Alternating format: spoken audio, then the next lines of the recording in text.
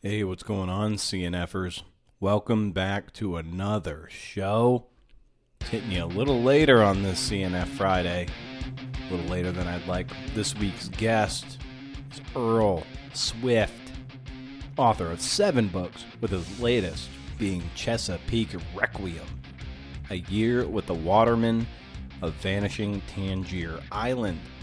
But before we get to that, maybe I should let you know what it is we do here at CNFPod HQ. This is the podcast where I speak to the best artists about the craft of telling true stories, origins, habits, routines, key influences, so you can apply those tools of mastery to your own work. Be sure to subscribe and listen to the show wherever you get your podcasts. And if you dig the show, consider sharing it across your social platforms and perhaps leaving an honest review over on the Hub, Apple Podcasts. There's nobody better in this line of work than Earl Swift. He's that rare blend of great reporter and brilliant writer. He's a great example of how great reporting is a prerequisite for the writing. His work has been nominated for the National Book Award and the Pulitzer Prize. Like several times. Yeah, those awards. And you get to hear him right now. At what point did you decide that you wanted to go into newspapers? And maybe who were you reading at the time that kind of gave you that inspiration? Yeah, I think that my initial attraction to newspapering was less less based in the idea that I'd be writing every day than it was in the idea that I'd acquire a byline for everything I wrote, or for a lot of what I wrote. And I was always a kid attracted to cemeteries and to ruins and other reminders of our impermanence. And that byline exerted a strong pull on me because I saw it as announcing to future generations, hey, look, there was this guy who lived at this particular time, and here's the evidence. And it seemed to me there were very few lines of work where you could leave a mark like that right from the first day. If you're a captain of industry, you'll leave a mark, but it takes decades to become a captain of industry and to be remembered. And odd as it seems, journalism offered a hedge against being forgotten. Yeah, because anyone doing research on maybe something, whether it could be a research paper or their own books, and they might go into the newspaper archives, and then there it is. There might be a story by Earl Swift that will feed their research. And if you've done your job the way you do, you've left a little mark on history. Yeah, and I think it was probably doing papers in junior high and high school and finding stories that had been written by newspaper folks and magazine writers in generations past that alerted me to that, to this notion that, you may be seen by few, but you're going to be seen. There will be this monument to your work, and it will be the work itself with your name attached to it. That's a really great way. There is that kind of ego component that's great about, having your byline and then having something that will, at least in the short term, endure for the life of that paper, maybe a week or a news cycle. And then, of course, if you write something that is truly lasting, that it is something that will kind of stick with you for a while. That's a part of the reason why I kind of like this too, because when I would read a certain byline, like, I knew what kind of ride I was going to go on when I saw so-and-so's name. And part of my charge was maybe a reader somewhere will read my byline and know that, they're going to be on for this kind of experience. So that was kind of the draw for me as well. Yeah. In most lines of work, if you walk through a cemetery and you run across a monument to somebody, that alerts you to the idea that this person did something. But when you see a byline in a story, to have the monument and the work in the same place, contained in the same item is, it really kind of sets newspapering apart, or journalism apart, and writing apart, because the same is true of fiction and book length stuff. It's the work itself is what you leave behind, not references to it, and that was enormously attractive to me. Yeah, which is kind of a bummer of late that, say, the New York Times on their website took the bylines down, except for, I think, commentary. So, oftentimes that byline, especially if you read a lot of the stuff over and over again, like that byline is a signpost of what you're getting, and there's reputation associated with that name. So without that name, things fall flat, at least for people in the know who kind of look for those things. You bet. And we all have our favorites. And as you said, you have an idea of what you're going to get, at least in terms of quality, when you see a certain byline, if you're in the know. And without that, you have to kind of stumble along and if you're truly in the know, you'll know pretty quickly on reading a story whether you can pretty much suss out its DNA, but not having that flag that signpost to guide you is a pain. And who were some reporters, writers, as you were coming up as a journalist, who kind of turned that world, sometimes I like to say, turn the world from black and white into color, and kind of unlock the possibilities of what the type of work you could do, was possible, if that makes any sense? Yeah, well, early on, I was in junior high when Watergate unfolded, and so that was a strong influence, like it was for anyone, I think, who entered the business in my generation. And I got my first. I was an intern in 1979, and that was my. I became a copy boy at the St. Louis Democrat in 1978, and then became an intern there the following summer. So that time pegs me. I was definitely of the Watergate generation, and for the first many years of my career, my emphasis was on news reporting and news writing. I was not a feature writer. I would like to think that I strove for some elegance within the inverted pyramid, but I was pretty much an inverted pyramid kind of guy, and it wasn't until really pretty late, into the it wasn't until I arrived at the Virginian Pilot in 1987, and even years into that, probably the early 90s, 93 or so, that I started paying it. I started seeking primary satisfaction not in breaking stories and breaking news, but in really paying attention to the stories themselves, how I told them. How did becoming a straight news or beat reporter, what did that do in terms of skills that allowed you to become such a great feature writer, later in your career? How important was that as a foundation? Oh, it was hugely important. It's, the great thing about news writing is that you have to learn. You learn how to write fast, or you don't keep doing it. It's a pretty Darwinian process, news gathering. You're able to do it quickly, or you have to find something else to do. And so there was that. There was just the knowledge that every day, regardless of whether I felt like writing, I was going to have to sit down at the keyboard, and I was going to have to write, and I was going to have to do it quickly. And the other great thing about news writing is that it places such high value on conciseness, and you have to make every word in a news story load bearing.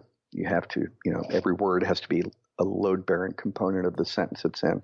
Every sentence has to be a load bearing component of its paragraph, and every paragraph, needless to say, has to be a load bearing component of the whole. And so it really trains you into removing decoration from your language, which is not to say that you can't get into atmospherics and mood and such, but it's got to be it's got to be important to the story if you do go that way. And it prompts you to view writing as the left brain exercise it largely is. This is engineering.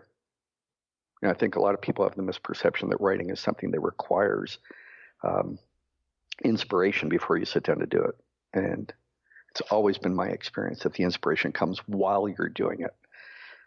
You sit down and you work, and it's you build a story, you assemble a story, and along the way, magic stuff can happen, stuff that you might not be able to explain later, but your story isn't good because of that. That those little extras come along just as part of going through the process of sitting down and putting words on paper.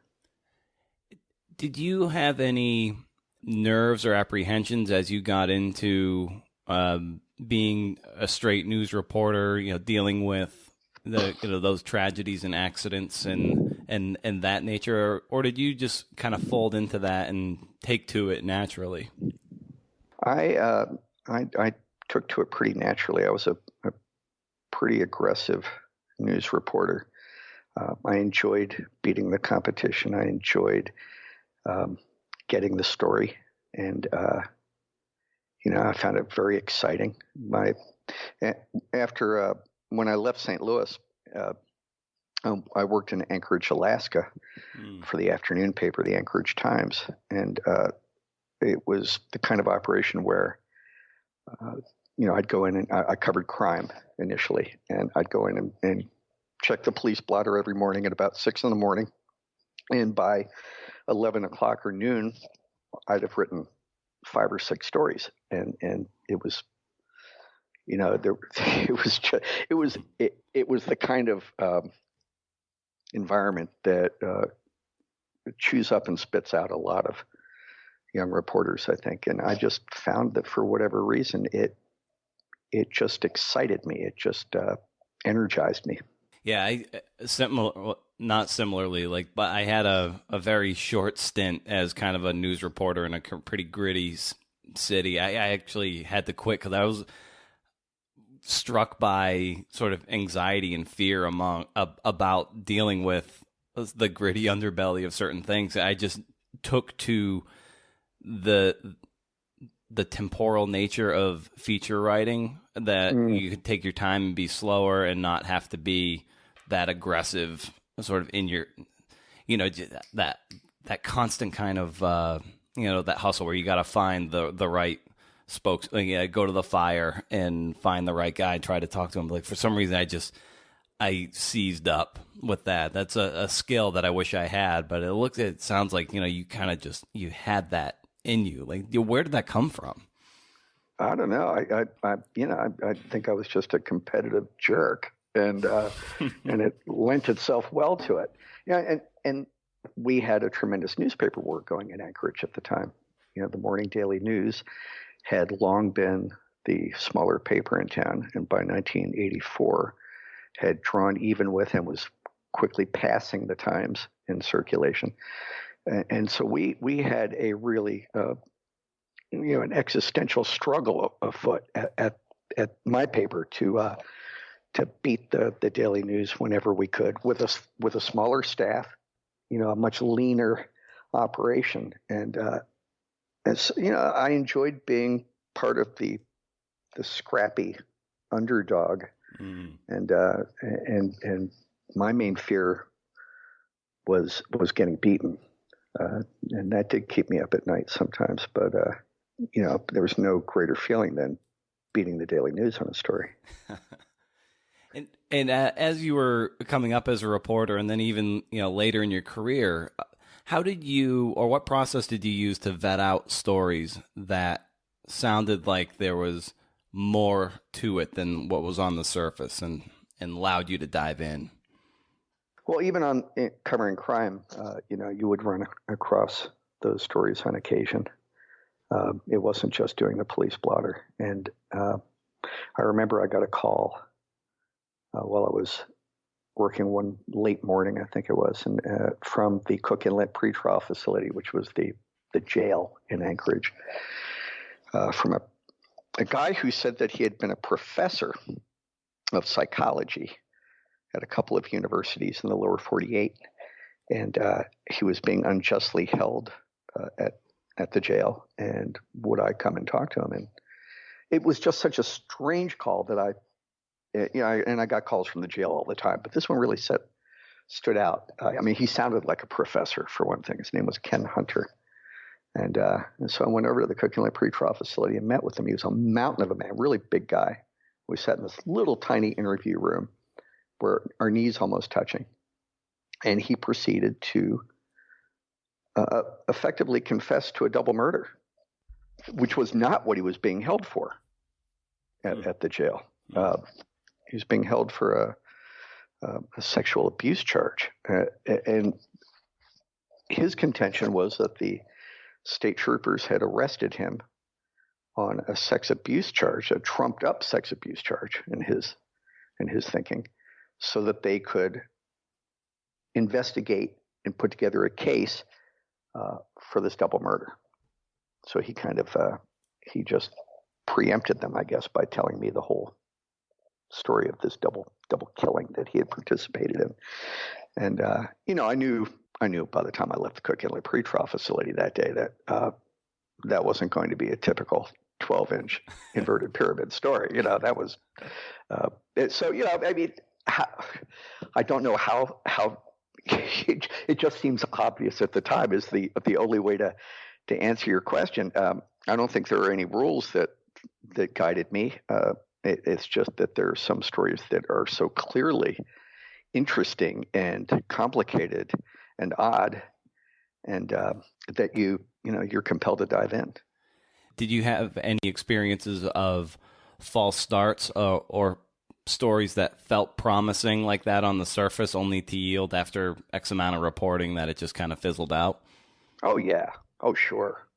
I don't know what the attempt to success ratio would be, but certainly throughout my career, I've had stories that looked promising and just did not go where I expected them to. Just didn't, for whatever reason, pan out. And I'm guessing, though, that they'd be the minority.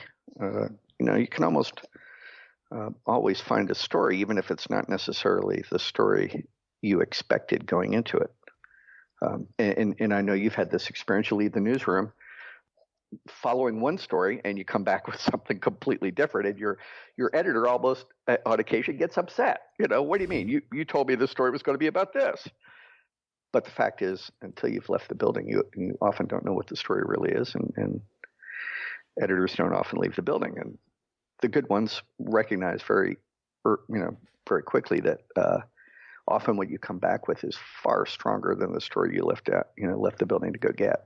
Of course, yeah. Just that boots on the ground mentality is so key to reporting, and it's kind of been in the last 10, 15 years or so. It feels like there isn't as much.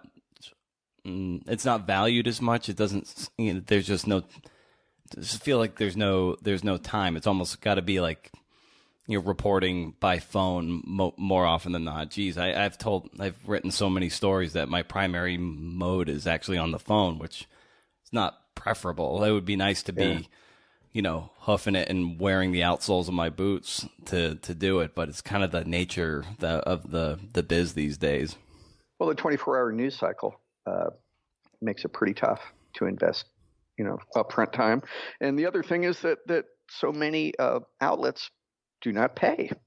Yeah. They don't pay well. And you find that on-the-scene reporting is an unaffordable luxury, which is, tragic. I'm incredibly fortunate in that I have not had that happen. I've always been able to get assignments that from outfits that are willing to make that upfront investment. And all of my books have relied heavily on immersion, which, is what I really love to do. But I sympathize with writers out there who have not been so fortunate. It's a tough new world, and I don't like it much.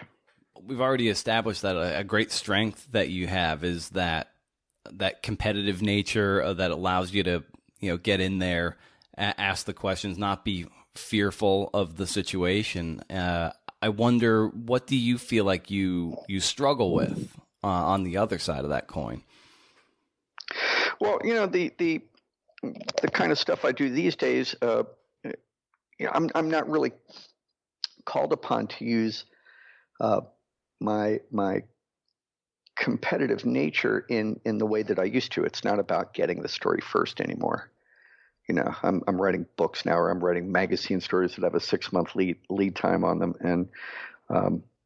and so it's just not part of the mix. But now that my competition manifests itself in trying to outright anybody else who might be covering the same story, and whether I succeed at that is, that's for others to say.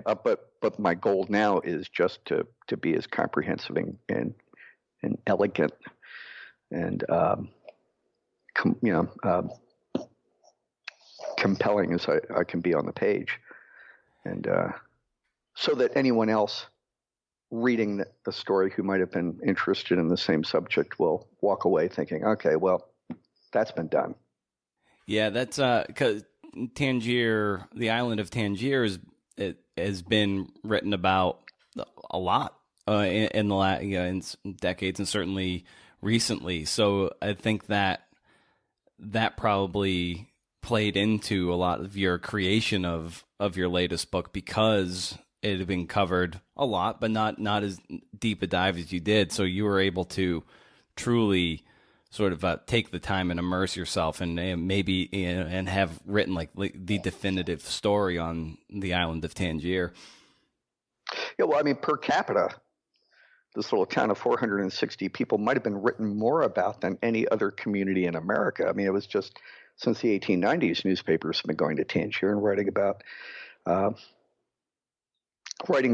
its odd ways, and all those stories have had a certain sameness about them, and that's a product of the methodology that the writers involved used, which is they drop into the island for a day or 2 or 3. They talk to a few people. They keep their eyes and ears open, as they walk the narrow streets, and then they leave, and they write essentially the same story that the last guy to show up in the island wrote, and so it's gone for more than a century now, and so it seemed to me that seeing as how Tangier was likely to be the canary in the coal mine on climate change, in a town that faced the real prospect of having to be abandoned within a very few years, that the first thing I was required to do was to really take up residence and to take my time and do it right, and to get beneath that very surface Tangier that so many others had written about, and let the place soak into my pores some. And so, to get back to your last question, did I have any worries? What sort of thing worries me now? It's okay. Here I had an assignment where I was given basically about a year to put together this story, a little bit more than that. And how my main fear was, how can I use my time wisely and make the most of this year, and insinuate myself into a community that was somewhat notorious for not permitting outsiders to insinuate themselves. And could I tell this story if I failed to insinuate myself? So those were the sources of my dread going into this particular assignment. Yeah, there was one moment too where I think Jean Crockett, she said that folks will come here and have their island experience. They'll be attracted by this idea, this idyllic place, and the truth is that it's not an idyllic place, and they won't stay. But Yeah. But which is true. It is a hard knock island, but at the same time, they weren't too receptive to outside people. They could shun you pretty easily. So that must have been an apprehension of yours too. Like, I can be here for as long as I want, but if they want to shoulder me out, they're going to shoulder me out. Oh yeah, that was a very real worry, and I didn't have any. There were no test cases that had come before me. No journalists who had gone to Tangier and embedded themselves for any real length of time. I think the longest embedding that had happened before I showed up in the spring of 2016 was probably me 16 years before. The photographer, Ian Martin, and I from the Virginian Pilot spent 6 weeks on and off on the island back then. Even then, writing about what was at the time just labeled erosion that was taking the island away. The whole notion of climate change had not, although it was certainly discussed by scientists, had not moved front and center in the public's mind. And so, my experience back in 2000 had been that I was embraced pretty warmly by the people, but I was embraced by folks who knew that my visit was finite, that my aims were finite, that I was there to write a newspaper package, and that I wouldn't be in their hair for long. This one, in this case, I was dealing with a different circumstance here. I was going to take up residence in town, and they were going to see me every day for months on end. And if they did choose to shut me out, the length of my stay wouldn't help me a bit. In fact, it might work against me. So it was, it was a bit daunting. But as it happened, I spent the first month and a half or so just kind of getting my face seen around the island, and kind of underlining to folks that this wasn't going to be the typical quick hit newspaper reporter's visit. This was, that I was really going native to the degree that I could, and they embraced that. They were excited by that, and it worked out. How did your reporting strategy change for this project versus the one from 16 years ago? Well, 16 years ago, I was there to tell a feature story, and so I had pieces that I knew that I had to get. I had elements that I knew ahead of time I had to nail down, and of course, as I was there and got to know the place better, additional elements presented themselves that I was able to nail down, but the whole thing was on a scale that was pretty predictable from the outset. The elements were predictable from the outset. I knew that it was a town. At that time, I had been to Tangier a few times, and sufficient number of times that I had an idea of what the issues were. And so there was very little mystery about the process and what I was going to do, both reporting and writing. This time, I had really very little idea about what approach I would take, except that it was a let's see what happens approach. Really, I did not go in with a strategy beyond the notion that I could not write a book with 460 main characters, that I had to choose a half dozen or so people who would carry the water for the thing, and represent different pieces of the island's thinking, and that it would take me some time to figure out who those half dozen people were. I knew a couple going in. They were obvious. The mayor, Uker Eskridge, was clearly going to be a main character in the story. But otherwise, I went in with a pretty open mind as to whom I'd concentrate on. And that same month and a half that I devoted to kind of showing the flag and just, going to church, going to every island social occasion, riding my bike through the streets throughout the day, going to the afternoon coffee clatch of old timers 5 days a week, and going out on crabbing boats. That whole process of getting islanders used to seeing me, I was using that same period of time to try to suss out, okay, who among these townsfolk should I really spend the next several months sticking close with? And as you're vetting out the people that you're looking to suss out for characters, do you have your notebook in hand, or do you have that tucked away so as not to feel too intrusive at the outset? Or is that something that was your badge every time? Be like, oh, here's Earl in the notebook. Then I carried the notebook in plain sight wherever I went, often in a gallon-sized Ziploc, because you're exposed to the elements on Tangier quite a bit. There was no question wherever I went on the island that I was there to do a job, mm-hmm. and that I would be writing down everything I heard. And at first, I'm sure that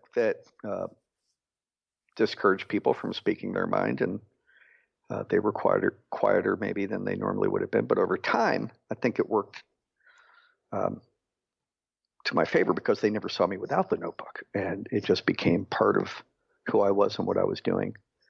I think all of the island understood that when I was sitting there with my pen out, my notebook open, which I was whenever I wasn't actually riding my bike, and even sometimes when I was riding my bike, mm-hmm. I was going to write down anything anybody said.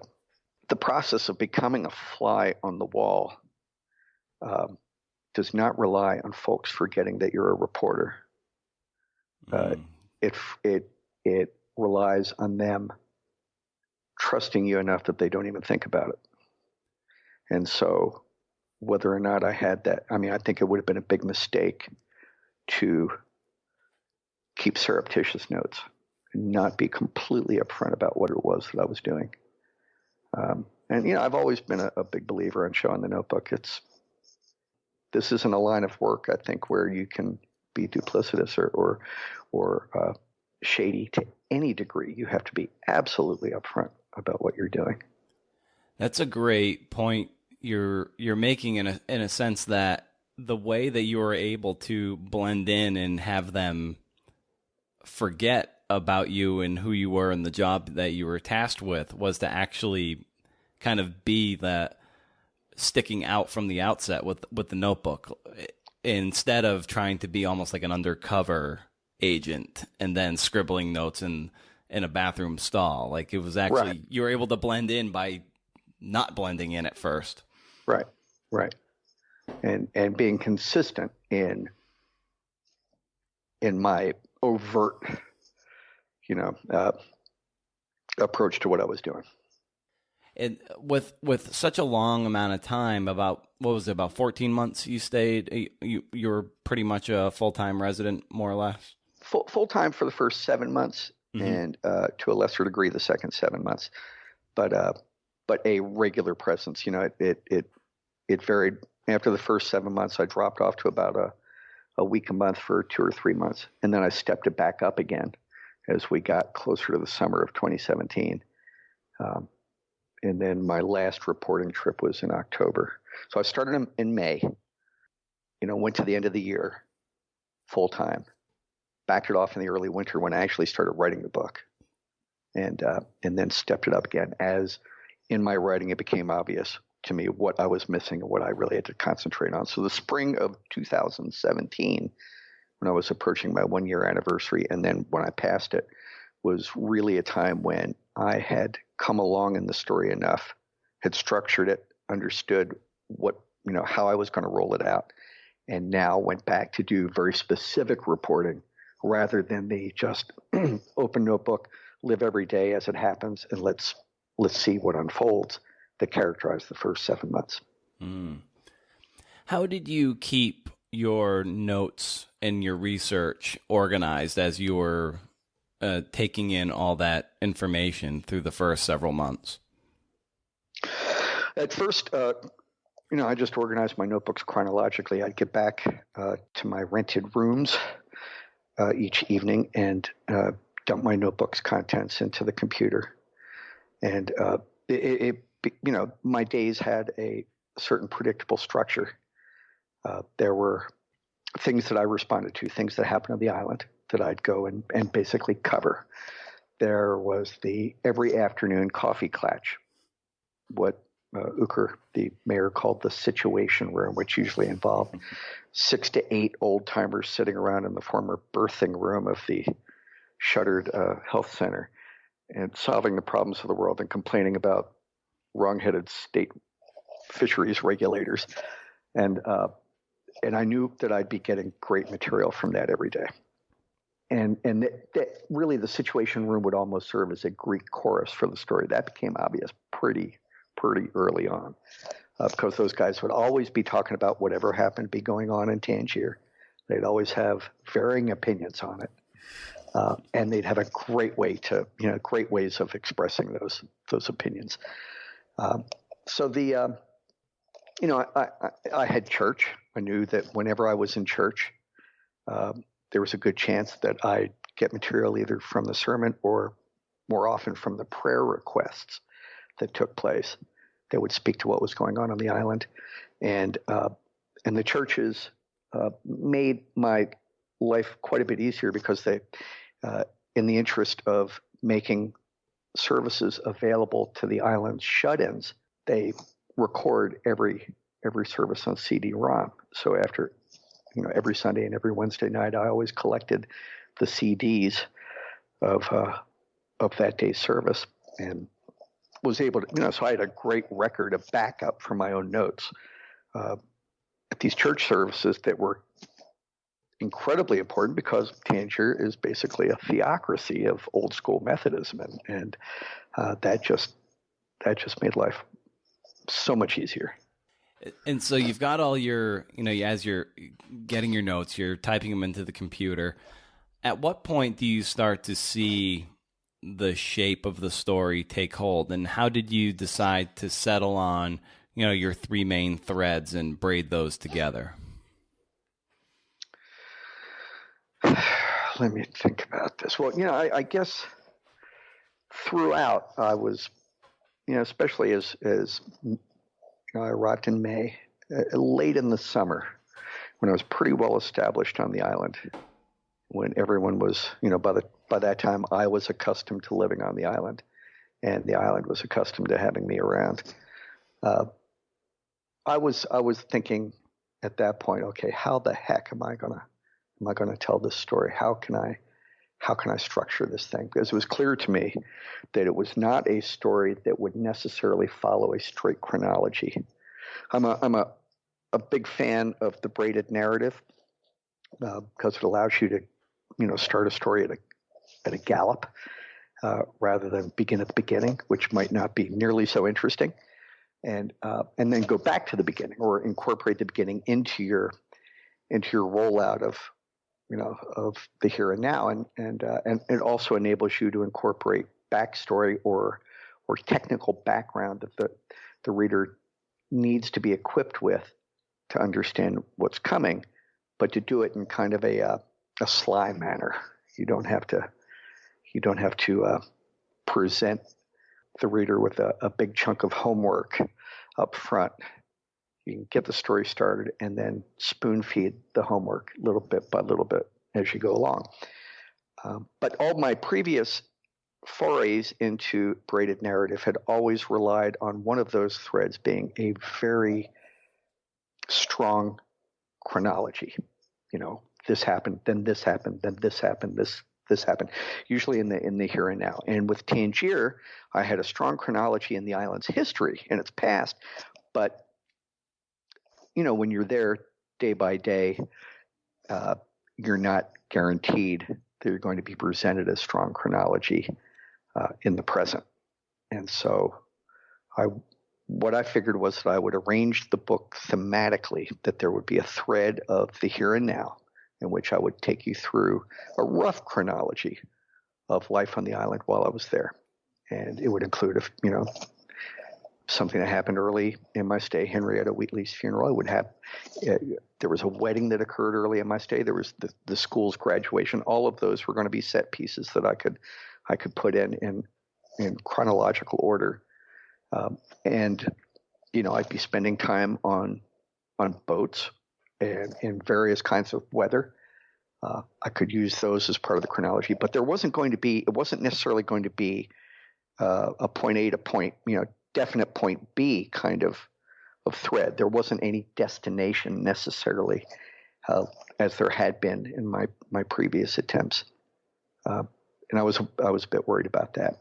History was clearly a thread that would be pretty easy to write, I figured, and then the science of what was happening to Tangier, what is happening to the place, the science of climate change, the manifestation of rising sea levels, and what they look like when you're on a marsh island that's already pretty watery to begin with. Because the sea level rise part, a lot of people the vision is it's attacking from the shores. Right. But what you found was it not only is it coming from the shores, but it's quite literally coming up from underfoot. Right.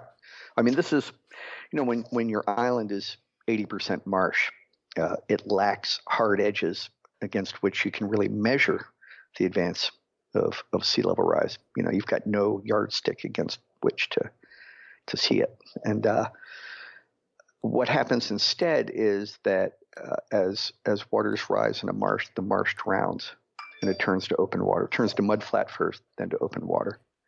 And upland, such as the skinny ribs of sandy loam on which all of Tangier's houses are built in this marsh, they're basically islands within an island. Those gradually, as they get more waterlogged, turn to marsh. So you've got upland turning to marsh, marsh turning to mudflat, and then to open water. And that really is where you see sea level rise taking its toll on Tangier. It's just rather than getting smaller around the edges, which it is, the most profound changes are that it's coming apart from within. It's just turning into a loose macrame of land, and ever larger bodies of water. It's turning to lace. Almost before your eyes, and it's difficult to see if you're on the ground. I mean, Tangier is flat as a board, and when you're standing on the island, you look out across the marsh, and it appears a pretty unvarying, lake of bronze in the winter and light green in the summer, marsh grass. And quite beautiful once you've calibrated your senses to it. And it moves with the wind and makes this nice rustling music. And but you don't see its imperfections. You don't see from that low altitude all the holes in its makeup. It's not until you get up in an airplane or in a helicopter and you look down on it that you say, "Holy smokes, that doesn't look at all like what I thought it would."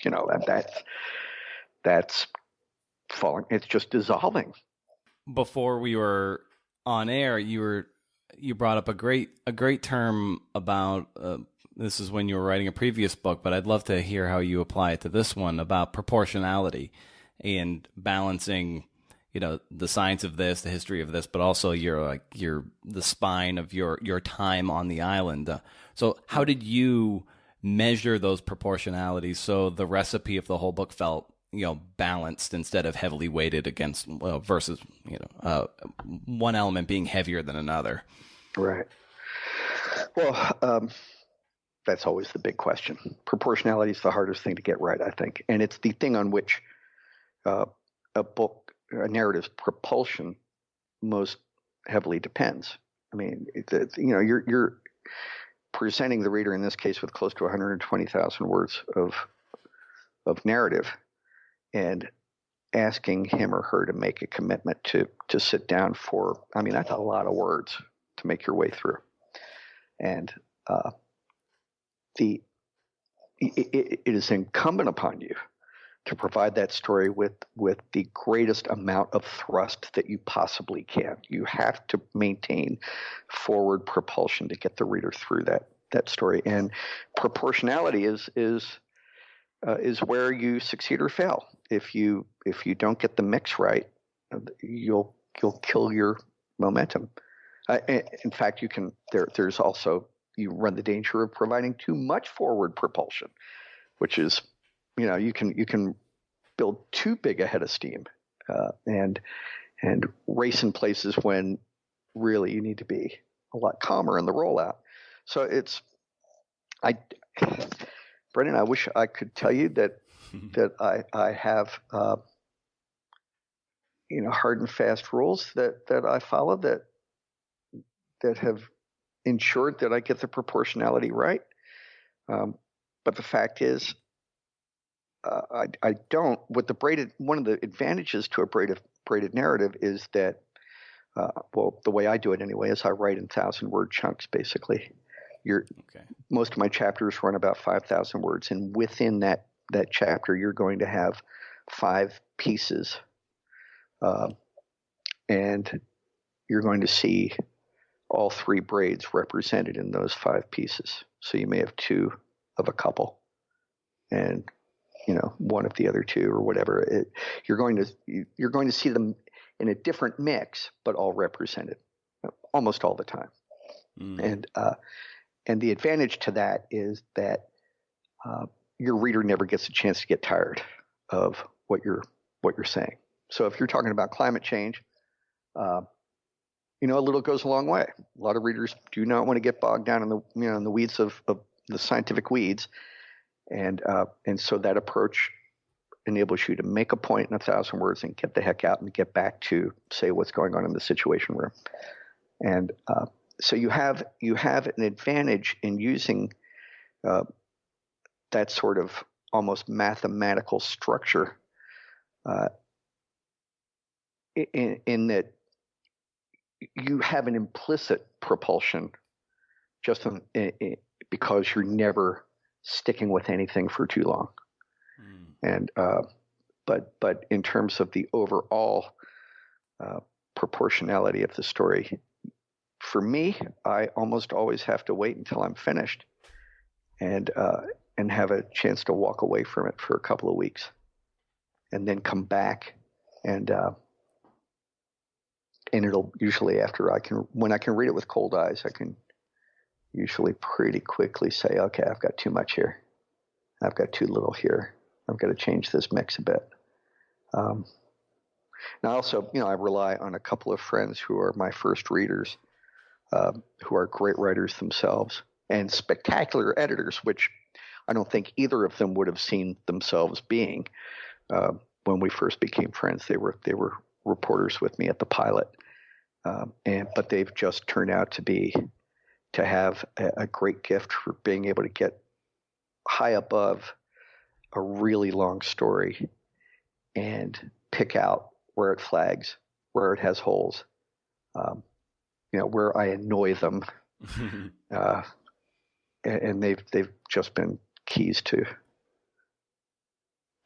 whatever success this book especially, but also my last one, Autobiography, enjoyed. And with Thrust, so much of that comes from inherent conflict, and sometimes with conflict comes unsavory or bad things that kind of have to happen to the people that you've grown used to, start to like. And I wonder if you had any moments, because for the purpose of your story, and because you're a writer and a reporter, and you know that you need conflict and you need strife and see these people tested, in nonfiction you can't make it up. So is there a part of you almost wishes for something bad to happen so you have the necessary thrust to write a good story, even if it means the people you're writing about are somehow in peril? No, I mean, I would not have taken on this story had there not been something bad happening right from the get-go. Yeah.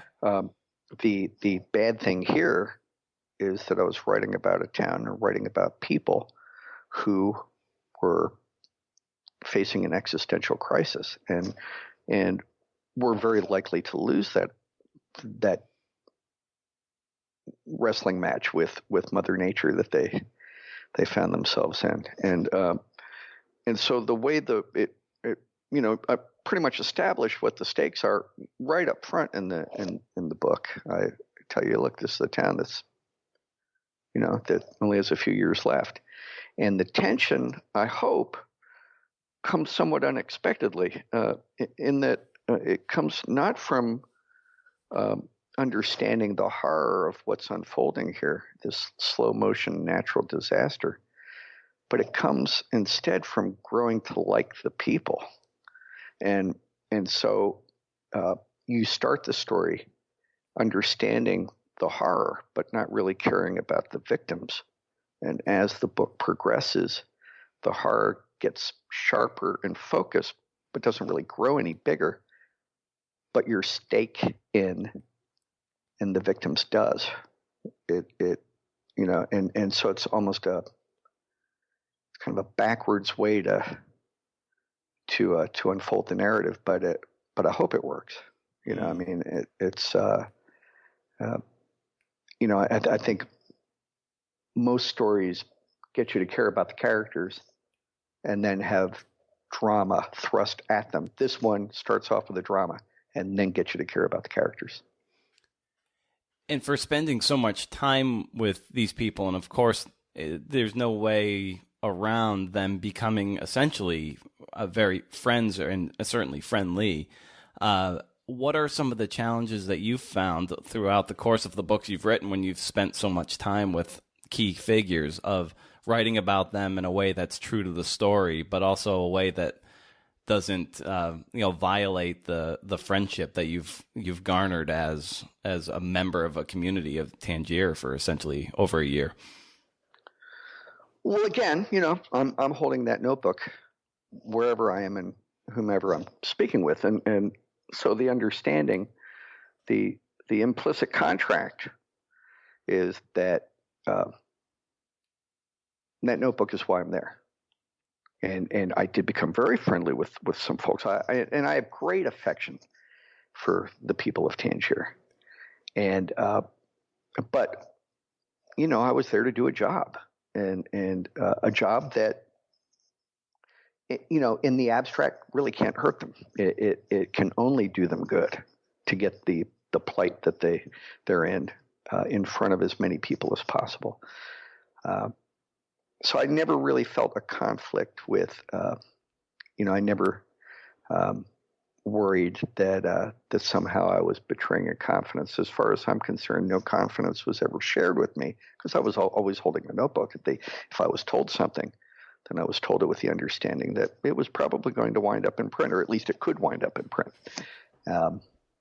I'm searching my memory for some instance where, I think that most of the time people will impress you more than disappoint you. And yeah, that was my experience on Tangier.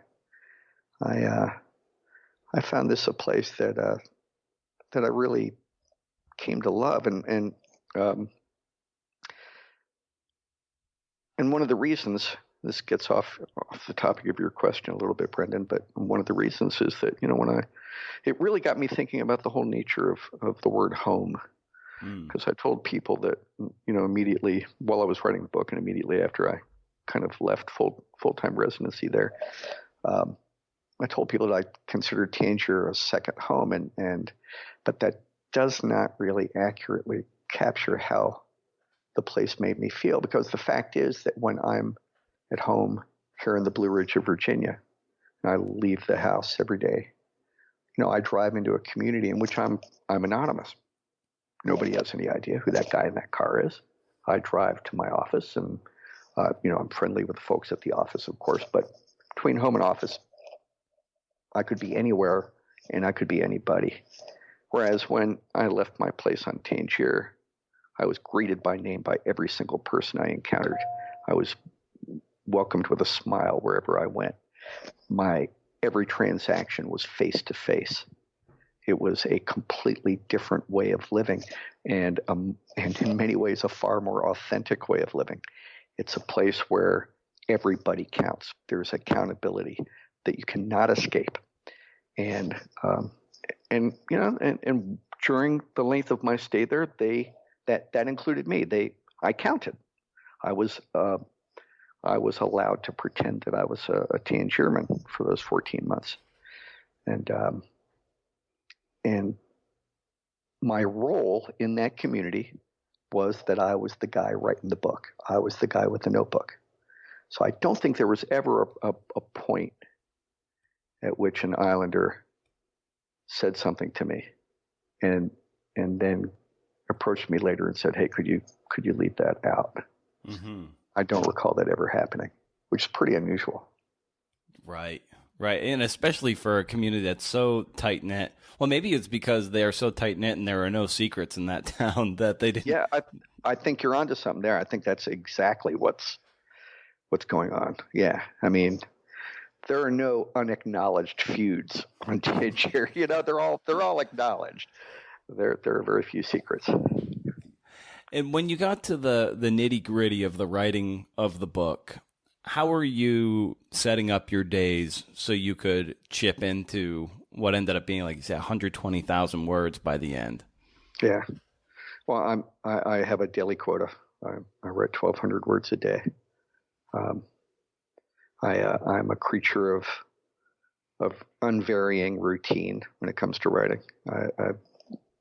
I'm lucky enough to live just a few miles from the Appalachian Trail, and so I begin the day with a 4.5-5 mile hike, and come home, grab a shower, head to the office, and I usually work from 1 to 9 or so, 1 to 8:30, and assuming that is that I can produce those 1,200 words. If I can't, then I stay later. And the first couple of hours at the office was usually devoted to going through the previous day's 1,200 words and stuff that I had thought was just pure literary genius the day before revealed itself to be far less than that when I started the day looking at it. And so I'd spend a couple of hours cleaning up my mess and then dive into the work of the day. And so, I'm not somebody who throws words down on the page and then figures I'll clean it up later. I try to get it as perfect as I can while I'm doing it. And so I'm not a particularly fast writer.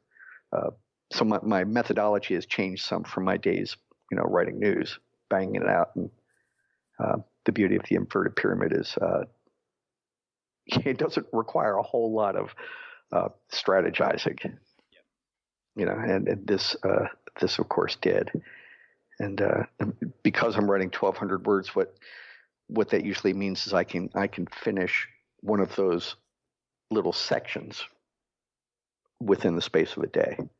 And so I'm finishing a chapter and starting a new one each week. And I just found that that's a nice pace to work at.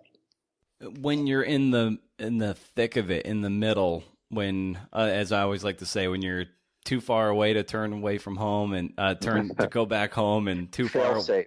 Yeah. How do you deal with that despair in the middle of the draft and still find the momentum and the sort of courage to keep getting the 1,200 words done every day?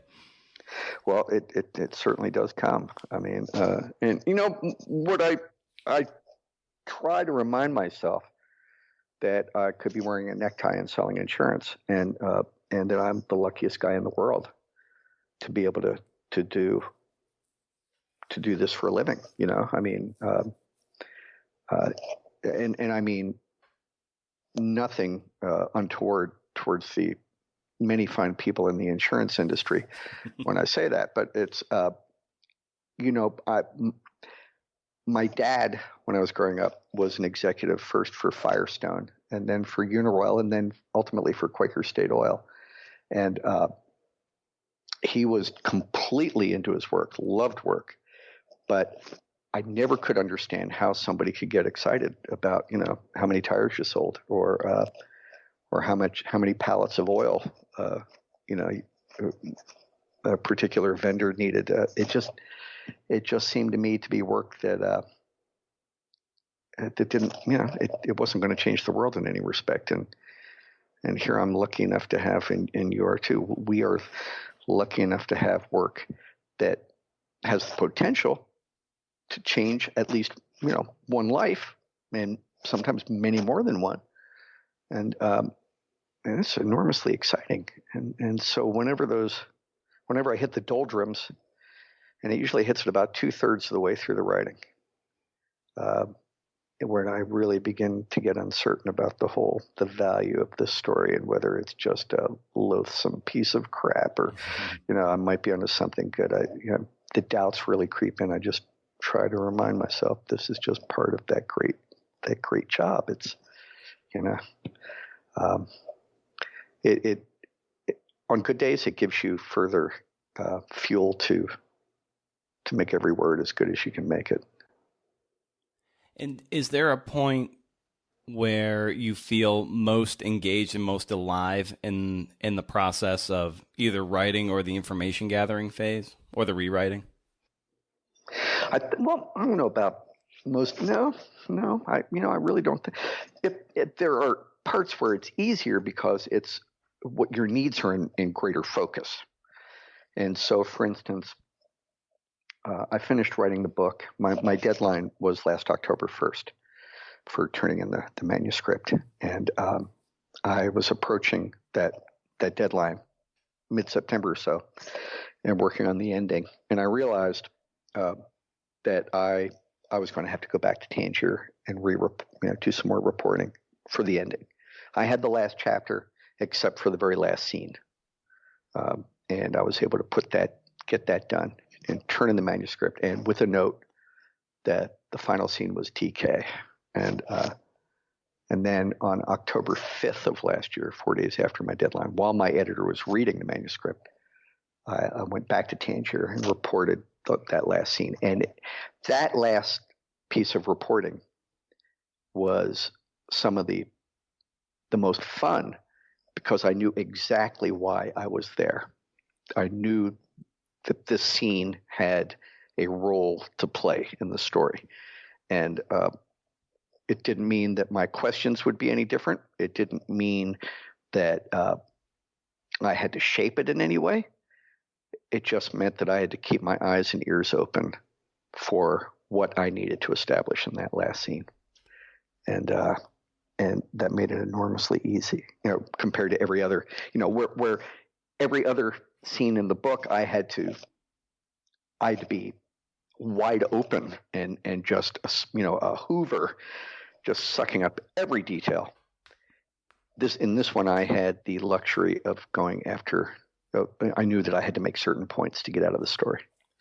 That's such a great feeling when you have basically like a lighthouse in the distance where you can see where it ends, and and you're reporting. In this instance, you're reporting to an end. You know where it's coming, and then it's even nicer when you can be writing to that end, and that way, the word, like the way you say, like those load-bearing words, they have the substance that get you and thrust you to that final end point. Yeah, and really, the end point didn't have to be where it wound up being in this particular case, but the whole scene I knew served the purpose of getting us back in the story to where it began. The story opens on the beach at this abandoned town at the north end of Tangier with Carol Moore, one of the main characters of the story, walking along the beach and making a terrible discovery. And the book ends on the beach of the same place with Carol Moore, 5 years later, walking at that same stretch of sand. And so what happened within that scene wasn't nearly as important as the atmospherics of it. I was there I wanted to pay particular attention to the way things looked and smelled and just put the reader on that beach with her. And then, the fact that we were there and she couldn't find anything when she was beachcombing, all the things that unfolded in that last scene, they were just bonus. Oftentimes when I get the books from the publicist, and I usually get these sheets with talking points, and I usually ignore them because I like to come up with my own. And but there was one that really stuck out to me, and it was Earl Swift believes that we must devise a means to quantify the intangibles that make a place special. How we choose to respond to its plight will speak to what we hold in port, and how we tackle the more complex rescues and retreats to come. And that one struck out to me. I was like, I really want to ask him about that, and how you were, in fact, able to quantify intangibles in this story. Well, one of the the central themes to the whole Tangier situation is that what's happening there now is going to be coming to a neighborhood near you, like very soon. This thing's accelerating, and we have 88,000 miles of shoreline with thousands of communities in harm's way. And Tangier is just the first of an almost inconceivable number that are going to be facing destruction, erasure. And we do not have the money, the time, or the means, the technical means to save them all. So we're going to have to figure out as a country what's important to us so we can decide. Well, we have to develop a rubric for deciding which towns, which communities we're going to save, and which we are going to surrender to the sea. And Tangier offers a great example of why that's going to be tough, because here you have a town that, if you look at these statistics just by the numbers, this is a place that it might not initially make sense to save or to try to save. It's home to 460 people, give or take. It could cost hundreds of millions of dollars, given its location, the fact that it's an island, and that not only the sea is coming up, but the land itself is sinking. It could cost hundreds of millions of dollars to save it. So when you look at the per capita expenditure necessary to rescue this little place, it seems wildly unbalanced. An investment that doesn't make a lot of sense versus, say, a Miami or a New Orleans or a New York or a Norfolk, places with 1 million or more people, and therefore, a cost per head that's more reasonable, at least from an accounting standpoint. But if we use headcount as the sole criteria to decide which towns we save, we're going to lose not only Tangier, but a lot of small places that we as a country view as basically sacred ground, hallowed ground, or places that we have considered important for one reason or another over our history. And really, we're going to have to not only decide which towns we save and which we surrender, but we're going to have to decide how to decide. And that promises to be really ugly, I think, because it does force us to come up with a way of measuring importance, measuring value in ways that we've never had to do it before.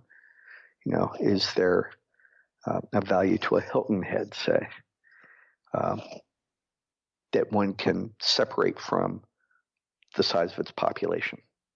And if there is, okay, what is the nature of that value? And what kind of number should we attach to it so that when it comes to time to decide between saving Hilton Head and Montauk, New York, we can make that rational decision, And it's a job that's going to have to be undertaken by far smarter people than me, and I don't envy them. Yeah, Elizabeth Rush just wrote a great book called Rising. It's a bunch. Have you heard of it or read it? Yeah. I've not read it yet, but I have heard about it. Yeah, it's a great book. She's been on the show a couple times, and we got to talking about that. And it's in her book, she's talked about a lot of the successful inward retreats, and where that could be happening in lots of coastal areas and the Panhandle of Florida, New Jersey, even how the rising sea levels are affecting climate change in Oregon, and so forth. So it's really a kind of a broad swath of it and how it's happening just here. But then because we're a fairly insular country in a ways, we only think about here. Sea levels are rising everywhere in the world. So I mean, we don't even really give thought to all the island nations on the other side of the world, and the Seychelles, and the islands of the South Pacific. It's the Maldives are in a terrible shape. Yeah. Tangier has the unenviable position of of being in a part of the bay that is sinking and has been subsiding for thousands of years and will continue to subside for thousands more. It's a byproduct of the last ice age. And so if you combine that subsidence with the level of the bay's rise, you find that the lower Chesapeake has among the highest relative sea level rises on the planet. And so here you've got this little island that has no elevation to speak of to begin with, facing this 1-2 punch. So it does make Tangier's situation a bit more dire than most. But you're right. I mean, this is a problem that we're all going to be feeling to one extent or another. What's in your story file these days that might yield the next book? The things that are exciting you to get back to doing the reporting and the subsequent 1,200 words a day. Well, I when I finished this and then finished, I took the book through 3 drafts and tinkered with it beyond that, as you do. And so I finally wrapped up the last of the heavy lifting on the book early in the year, and I resolved that 2018 would be a year in which I was not writing a book, because I had not been not writing a book for 12 years or better. I've always been working on one, and I just needed a break. So I have been blissfully mindless on the subject of what my next book would be. I've been writing nothing but magazine stuff and tried my hand at some speech writing, and I've just been doing shorter form stuff, but not real short form. I mean, I've written 2 magazine pieces and they both top 8 inches or 8,000 words. I'm thinking like a newspaper man. Yeah, they both were 8,000 words or longer. So, I mean, they're damn near book length magazine pieces, but it's been I've really tried to avoid devoting too much thought to pre-preparation on the next book. I have a couple of ideas. I have a very strong idea. I have actually a proposal already written, but it's going to take some reframing, and I want to see if I can go for a few months more before I dive too deep into the thinking about it. Yeah, it's probably one of those deals where you can't even help yourself. You're like, here's that thing. It's definitely a book. Here we go. Yeah. Well, the beauty of a magazine story is you can actually see the end of the project. It may be as much as 6 months out, but it's there. Whereas with a book, there is just the nearest analogy I can come to the process is that writing a magazine piece is like climbing in the Alps, and writing a book is like building base camps to go, to summit Everest. And there is so much more time you have to devote to the base camps than there is to the actual climbing. And you got to acclimatize your oxygen levels. Oh yeah, for further ascent. It's all about logistics and preparation and structure rather than just sitting down and banging out a story. Right. Oh, man. And where can people find you online, Earl? I'm on Facebook. They can find my website at earlswift.com, and they can reach me directly through the website. And they can also buy the book and other books through the website. And I've got a Twitter account that I rarely use, but it's there. And I have I'm Earl Swift 1 on Twitter, and I have that's pretty much it. That'll do it. Cool. Well, fantastic. Well, Earl, thank you so much for jumping on the show and elucidating us on your process around this book and, of course, where that overlaps with others. This is a lot of fun getting to talk to you at length. This is been looking forward to doing this for a while, and this was the timing worked out. Well, I'm filled with the same dread, Brendan, that I am like 2/3 of the way through the process. I have no idea whether I've made a lick of sense, but it's been a lot of fun talking with you. Yeah, for sure. So I appreciate it, and yeah, I wish we had 2 more hours. I'd have, but this was great. Yeah. So thanks for doing this, Earl. I Oh, thank deeply you. appreciate Thank you it. so much for having me. Yeah. Thank you for listening, and thanks to Earl for the time. Wasn't that great? Load-bearing words. I love it, baby. Be sure to follow me on Twitter and Instagram at CNFPod and at Brendan O'Mara, and follow the Facebook page, if that's your thing. If you want a tasty bit of goodness in your email inbox once a month, I have a kickin' newsletter where I send out my reading recommendations and what you might have missed from the world of the podcast. Once a month, no spam. Can't beat it. I think that's it this week. Maybe we'll do it again next week, at about this time. So long, and let the rock and roll take you into the weekend.